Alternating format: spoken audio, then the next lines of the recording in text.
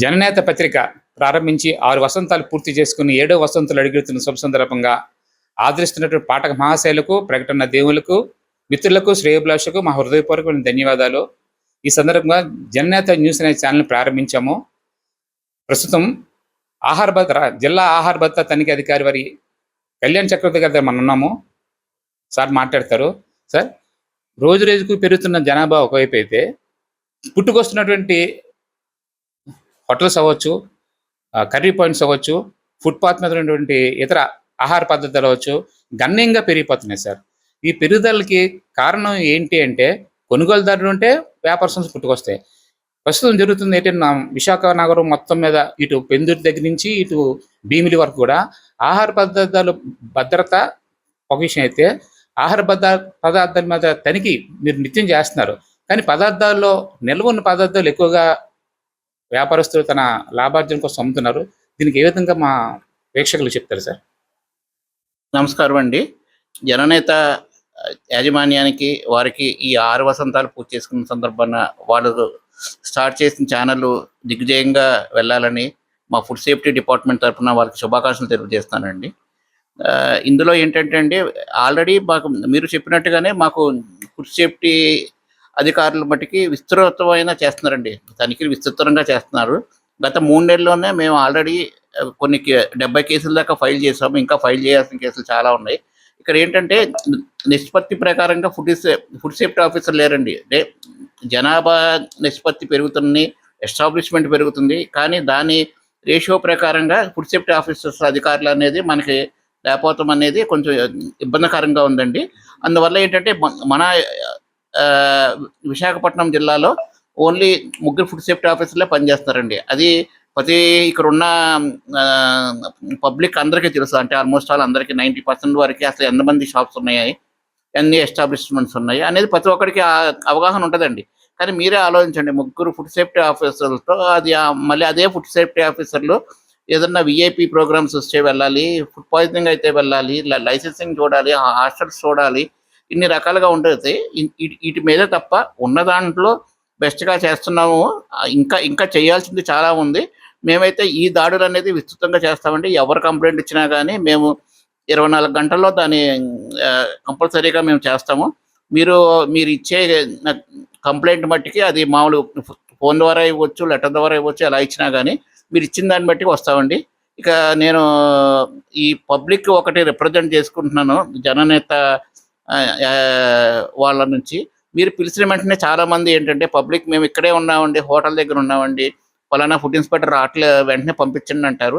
మాకు ఏంటంటే క్యాంపులకు వెళ్ళిపోతూ ఉంటారండి. అక్కడ క్యాంపులకు వెళ్ళిపోతే ఒకవేళ ఉంటే వెంటనే వస్తారండి. మీరు ఇచ్చిన వెంటనే స్పందిస్తాం. మేము మా డ్యూటీయే అదే కనుక మేము స్పందిస్తాం. కానీ ఒకవేళ అతను ఏదైనా కోర్టుకి వెళ్ళినా ఇంకో ఇన్స్పెక్షన్కి వెళ్ళినా రావడానికి టైం పడద్దు కనుక ఆ రోజు కాకుండా మరుసటి రోజు కంపల్సరీ ఇన్స్పెక్ట్ చేస్తాము. ఇంకోటి ఏంటంటే, పబ్లిక్లో ఏంటంటే ఇంకొక అవేర్నెస్ ఒకటి కంపల్సరీగా ఉండాలండి. ఎవరైతే ఏదైనా హోటల్కి వెళ్ళి ఆహారం తీసుకుంటున్నారో ఆహారం బాగోలేదు, వాళ్ళు చాలామంది పబ్లిక్ కోరేది ఏంటంటే, ఏ ఆహారం వాళ్ళ ప్లేట్లో పెట్టుకుందో, వాళ్ళు విప్పిందో డ్రింకో, వాళ్ళు చేసిందో దీంట్లో దాన్నే శాంపిల్ తీయమంటున్నారండి. అది శాంపిల్ తీయకూడదు. అది శాంపిల్ తీస్తే అది పనికిరాదండి. యాక్ట్ ప్రకారం చట్టంలో ఏం చెప్తుందంటే 4 పాటలు తీయాలి, ఇంత క్వాంటిటీ తీయాలనేది ఉంటుంది.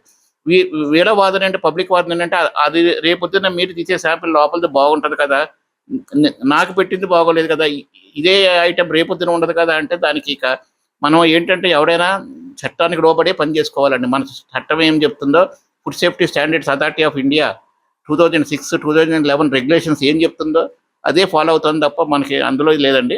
ఇంకోటి ఏంటంటే, కొంతమంది అనుకుంటున్నారు శాంపిల్ తీసినా కానీ వీడి వ్యాపారం వీడు చేసుకుంటున్నాడని. వీడు వ్యాపారం చేసుకుంటాకి మాకు సీజింగ్ పవర్స్ లేవండి. ఆ సీజింగ్ పవర్స్ లేని వల్ల మేము ఒకవేళ వెళ్ళి శాంపిల్ ఇస్తున్నా, అతనికి జేసీ గారి దగ్గర వెళ్ళి కేసు ఫైల్ చేసినా, కోర్టులో ఫైల్ చేసినా అతని వ్యాపారం అతనే చేసుకుంటూ ఉంటాడండి. చాలామంది ఎటువంటి అపోహలో ఉన్నారంటే, వీళ్ళు ఏదో ఇన్స్పెక్షన్ వచ్చాడు చేశాడు, వీడు వ్యాపారం చేసుకుంటున్నారు అంటారు. కానీ మాకు మూసే అధికారం లేదు కనుక మేము అదొకటి అటువంటి చేయాలి. నేను మరొకసారి విన్నవించుకుంటున్నాను జననేత నుంచి, మీకు ఎటువంటి కంప్లైంట్స్ ఉన్నా చూడండి, 24 గంటల్లో నేను కంపల్సరీగా చేస్తాను. నా ఫోన్ ఎప్పుడు అవైలబుల్ ఉంటుంది. నా నెంబర్ వచ్చి 9441463315 అండి. సార్, ఈ మధ్యకాలంలో మీరు చూస్తే కనుక 1 AM biryani, 2 AM biryani, 4 AM biryani అని చెప్తూ జనాలకి పబ్లిక్ ఒక రకమైన మెసేజ్ పంపించి ఎప్పుడూ లేని విధంగా మహావిశాఖ నగరంలో 2 గంటలకు బిర్యానీ తినడం, 3 గంటలకి బిర్యానీ తినడం, బిర్యానీ కోసం లైన్లు కూడా కడుతున్నారు సార్. కత్తి తింటున్నట్టు యువతని ప్రోత్సహిస్తున్నట్లు, వారి ఆరోగ్యాన్ని చెడగొడుతున్నట్లుగా. జనరల్గా మనం అంటాం రాత్రిపూట బిర్యానీ తినకూడదు, ఆరోగ్యాన్ని హానికరం అంటున్నారు. దీన్ని ఏ విధంగా మీరు చెప్తారు సార్? ఇక్కడ ఏంటంటే 4 బిర్యానీ మీరు ఏదైతే మీరు ఇప్పుడు వరకు చెప్పిన దాంట్లో మేము ఆల్రెడీ 2-3 సార్లు ఆల్రెడీ వేరే కంప్లైంట్స్ ఆల్రెడీ రైట్ చేసామండి. వాళ్ళ మీద కేసులు కూడా రన్ అవుతున్నాయి. ఇక్కడ ఏంటంటే మనకేంటంటే టైమింగ్ పర్మిషన్ ఇస్తున్న ఈ ఒక షాప్ ఎప్పుడు క్లోజ్ చేయాలి, ఎప్పుడు ఓపెన్ చేయాలి అనేది అది ఒక కన్సర్న్ డిపార్ట్మెంట్ ఉంటుందండి. వాళ్ళ పర్మిషన్, పోలీస్ డిపార్ట్మెంట్ వాళ్ళ పర్మిషన్తోనే ఓపెన్ చేయాలనేది నాకున్న అవగాహన బట్టి చెప్తున్నాను. ఇక్కడ ఫుడ్ సేఫ్టీ డిపార్ట్మెంట్ వచ్చే వరకు అంటే వాళ్ళకున్న పరిధులు ఏంటంటే వాడు అమ్మే బిర్యానీ 4ంటికి అమ్ముతున్నాడా, 5ంటికి అమ్ముతున్నాడు కాదు. వాడు క్వాలిటీతో అమ్ముతున్నాడా, క్వాలిటీతో అమ్మట్లేదా, వాడు ఏమైనా రంగులేసి అమ్ముతున్నాడా, వాడు చేసే ప్రదేశము హైజీనిక్ కండిషన్స్లో ఉందా లేదా, ఒకవేళ లేకపోతే వాడి మీద నోటీస్ ఇస్తాం. అంతవరకు కొన్ని పరిమితులు ఉంటాయండి. ఆ పరిమితుల ప్రకారం ఏదన్నా కానీ మేము చూస్తామండి కంపల్సరీ.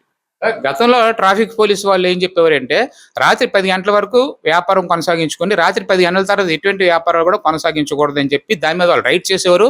సంబంధిత పోలీసు ట్రాఫిక్ సిబ్బంది వచ్చి దగ్గరుండి ఆ షాపులు మూసించారు. ఇప్పుడు వాళ్ళు ఏమైపోయారు? ఆ ట్రాఫిక్ సిబ్బంది కనుసన్న మేరల్లోనే ఈ వ్యాపారాన్ని యథేచ్ఛగా కొనసాగుతున్నాయి సార్.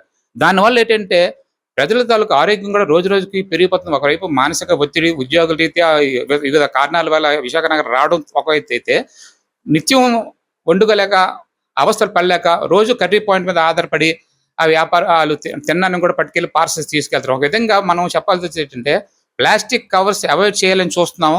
ఎంత అవాయిడ్ చేయాలి అనుకుంటే కనుక అంత కవర్స్ మనం ప్లాస్టిక్ కవర్స్ మనం ఎక్కువగా మార్కెట్లో మనం అమ్మాల్సి వస్తుంది. ఒక కర్రీ కొన్నా, ఒక భోజనం ప్యాకెట్ పట్టుకెళ్ళినా అంతా ప్లాస్టిక్ పయం. దీన్ని మీరేం చెప్తారు సార్? అంటే ప్లాస్టిక్ అనేది ఎట్టి పరిస్థితుల్లో వాడకూడదండి. ప్లాస్టిక్ వాడటం వల్ల మనకి క్యాన్సరు, రకరకాల రోగాలు వస్తాయి. కానీ ఇది ఏంటంటే పొల్యూషన్ డిపార్ట్మెంట్ అని ఒక డిపార్ట్మెంట్ ఉంటుంది. తర్వాత మన municipal administration department, sanitation department వాళ్ళు చూస్తారు. ఒకవేళ అది పార్సిల్ అనేది చెప్పేటప్పటికల్లా మన పరిధిలోకి రాదండి. కానీ మేము వెళ్ళినప్పుడల్లా ఒకవేళ మా పరిధిలోకి రాకపోయినా కానీ ఎవరన్నా అమ్ముతున్నప్పుడు మట్టికి వాళ్ళు వైట్ పేపర్లో, ఈ న్యూస్ పేపర్లో కూడా అమ్మకూడదండి. న్యూస్ పేపర్లో అమ్మితే కలర్ వస్తుంది. అది అలాంటివి ఏదన్నా కానీ మేము అప్పుడప్పుడు చింపేస్తాం, పడేస్తాం, డిస్ట్రాయ్ చేస్తాం, అన్నీ చేస్తున్నాం, వాళ్ళని ఎడ్యుకేట్ చేస్తున్నాం. బట్ మాకున్న సిబ్బంది, మాకు ఉన్న ఎస్టాబ్లిష్మెంట్కి ఎక్కడ పొంతన కుదరట్ల మీద అవుతుంది. మీరు చెప్పింది 100కు 100 పాలు కరెక్ట్. ప్లాస్టిక్ అనేది చాలా ప్రమాదకరమైనది. మేము ఉంటే మట్టుకి అక్కడ వెంటనే పారేస్తామండి, ఎడ్యుకేట్ చేస్తాం. మహావిశాఖ నగరంలో ఒకే ఒకటి ప్రభుత్వ గవర్నమెంట్ కళాశాల దగ్గర ఉన్నటువంటి ఫుడ్ కోర్ట్. అలాంటి ఒక్క ఫుడ్ కోర్టు నేడు ఒక ఎంఈపీ కాలనీ ఒక ఫుడ్ కోర్ట్ తయారైంది, జిఎంసీ ఎదురుగా ఫుడ్ కోర్ట్ తయారైంది, ఆర్టీసీ కాంప్లెక్స్ ఎదురుగా ఫుడ్ కోర్ట్ తయారైంది. ఇంకా ముఖ్యంగా చెప్పాలంటే కలెక్టర్ ఆఫీస్ డౌన్లో కూడా ఫుడ్ కోర్ట్ తయారైంది. ఇలాగా ఒక్క దగ్గర కాదు, నగరం నలుమూలలో కూడా ఫుడ్ కోర్ట్ తయారైపోయి పుట్టుకొస్తున్న ఫుడ్ కోర్టులు ఒక ఎత్తు అయితే కొనుగోలుదారుల సంఖ్య కూడా గణనీయంగా పెరుగుతుంది. ఎందుకు ఈ పరిస్థితి దాపురించింది అనే దాన్ని కూడా మనం ఆలోచిస్తే గనక ముఖ్యంగా నగర పౌరులుగా మన బాధ్యత కూడా ఉంది. ప్లాస్టిక్ వినియోగం తగ్గించాలి అనేది ప్రభుత్వం ఎప్పటి నుంచో చెబుతుంది. దానివల్ల ఆరోగ్యం కూడా మనకే ఇబ్బంది పడే, ఆరోగ్యం కూడా క్షీణించే అవకాశం ఉన్నాయి. రకాలైనటువంటి రోగాలు కూడా బారిన పడతారని చెప్తున్నారు. ఎందుకని మీరు ఆలోచించట్టు అనే దాని మీద కూడా చివరిగా సార్ ఒకసారి మాట్లాడతారు. ఇక్కడ ఏంటంటే అండి, ఇక్కడ మీరు చెప్పింది దాని ప్రకారము ఇక్కడ వినియోగదారుడు అనేవాడు ఎప్పుడైతే కొనుక్కుంటాడో వాడు చూసుకోవాలండి. వాడికి కూడా కొంచెం అవేర్నెస్ ఉండాలి. ఒక ఒక ఒక ఆహార పదార్థం దగ్గరికి వెళ్ళేటప్పుడు అది వేడిగా ఉందా, అది వాడు వాడే ఒక స్ట్రీట్ ఫుడ్ తీసుకుంటే వాడి ఆయిల్ ఎలాంటిది, వాడు ఉన్న సరౌండింగ్స్ ఎలాంటి, ఒకవేళ వాడి ఒక కాలువ పక్కన ఒక మురికి కాలువ పక్కన స్ట్రీట్ ఫుడ్ అమ్ముతుంటే వాడితో ఒక పబ్లిక్ విషయంగా చెప్పాలండి. ఇది ఇక్కడ ఉన్న దోమలు దాంట్లోకి వస్తే, దాంట్లో ఉన్న ఈగలు దీంట్లోకి వస్తే, ఇది అమ్మకూడదు అని వాడితో చెప్పాలి. ఇదేంటంటే ప్రతి ఒక్కరు బాధ్యతగా తీసుకుని ముందుకు వెళ్తే తప్ప ఏదో ముగ్గురు మనుషులకి అంటే ఉన్న ప్రజలకేనో ఇక్కడ చూసుకుంటే 0.0001 కూడా రాదండి. ఇక్కడ మనకున్న సంఖ్యకిను మనకున్న దానికి ప్రతి ఒక్క పౌరుడు ప్రతి దాని మీద అవేర్నెస్గా ఉండాలండి. కొంచెం బాధ్యత కలిగి ఉండాలన్నమాట. ప్రతిదీ ఒకవేళ సీల్డ్ ప్యాకెట్ అమ్మట్లేదు, అదేదో అమ్ముతున్నాడు, వెంటనే పలానా గూగుల్లో కొట్టి ఫుడ్ సేఫ్టీ డిపార్ట్మెంట్ వాళ్ళకి ఇన్ఫర్మేషన్ ఇస్తాం, లేకపోతే అతను ప్రశ్నిస్తాము. మాకు నిన్న రాత్రి ఒక కంప్లైంట్ వచ్చిందండి. రాత్రి 8 అయిపోయింది. కానీ ఇవాళ 8 అయిపోయినా కానీ మేము వెళ్ళాము. ఎందుకంటే ఇవాళ గిరి ప్రదర్శనలో అతను అమ్మేస్తాడు ఎక్స్పైరీ స్టాక్ అని చెప్పేసి వెళ్ళాము. అతని దగ్గర ఎక్స్పైరీ స్టాక్ దొరికింది, పారేసాం. మా పరిధిలో వచ్చినప్పుడు మట్టికి మేము అంతా చేస్తాము. కానీ ప్రతి పౌరుడు, నేను చాలాసార్లు చెప్పాను, ప్రతి ఓడు అసలు మన ఒక మెయిన్గా సీల్డ్ ప్యాకెట్లే తీసుకోవాలి, ఎఫ్ఎస్ఎస్ఐ లైసెన్స్ ఉందో చూసుకోవాలి, బ్యాచ్ నెంబర్ చూసుకోవాలి, యూజ్ బై డేట్ చూసుకోవాలి. ఇవన్నీ చూసుకోండి, ఒక కొంచెం టైం స్పెండ్ చేయండి. ఎందుకంటే మన ఆరోగ్యం మన చేతుల్లో ఉంటుంది, మన పని చేసే టైం బై ప్రకారం ఉంటుంది. ఇదివరకు పాత రోజుల్లో ఏంటంటే మనకి ఎప్పుడో ఫుడ్కే వెళ్ళేవాళ్ళం. ఇప్పుడు ఏంటంటే ఆదివారాలు వచ్చినాయి అంటే ఏ హోటల్కి వెళ్ళినా, ఏ స్ట్రీట్ ఫుడ్కి వెళ్ళినా ఎక్కడ ఏది ఉండలేదండి. అది ఏంటంటే మనుషుల్లో కూడా మనం ఇంటికాడ వండుకు తినాలనేది ఒక మార్పు రావాలి. ఎవడన్నా తప్పుగా ఆహారం తయారు చేస్తున్నా అటువంటి ఉన్నప్పుడు వెంటనే వాడిగా ముందుగా ప్రశ్నించి వాడి మార్పు వచ్చేదాడు వాడు చేయాలి. వాడి పరిధి దాటినప్పుడు కన్సర్న్ డిపార్ట్మెంట్కి చెప్పాలి. ఇదేంటంటే ఒక ఉద్యమం లాగా, ఒక అవేర్నెస్ లాగా చేసి తప్ప ఏదో వాడేదో పెడుతున్నాడు మనం ఏదో తింటున్నాం కదా అని వెళ్ళిపోతే మటుకి అది ఎప్పటికీ మార్పు రాదండి. మనుషుల్లో మార్పే మనకి మంచి రిజల్ట్ వస్తాయని నా ఉద్దేశం.